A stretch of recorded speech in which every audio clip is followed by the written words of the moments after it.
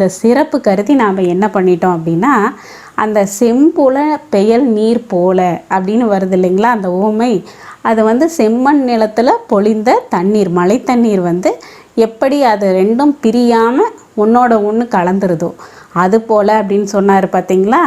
அந்த இதுக்காக அதனோட சிறப்பு கருதி நாம் அந்த பாடலை எழுதுன ஆசிரியர் பேர் தெரியல, யாருன்னு தெரியல.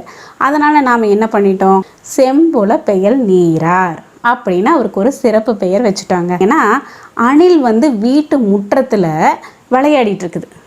அப்படி ஒரு அழகான ஒரு நிகழ்ச்சியை காட்சிப்படுத்துகிறாரு புலவர்.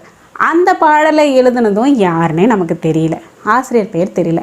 உடனே அந்த பாடலினோட சிறப்பு கருதி நாம் என்ன பண்ணியிருக்கோம், அந்த பாடலுக்கு அணிலாடு முற்றத்தினார் அப்படின்னு சொல்லி அவருக்கு ஒரு பெயர் சூட்டிட்டோம். இதே போல் நிறைய பாடல்களுக்கு அந்த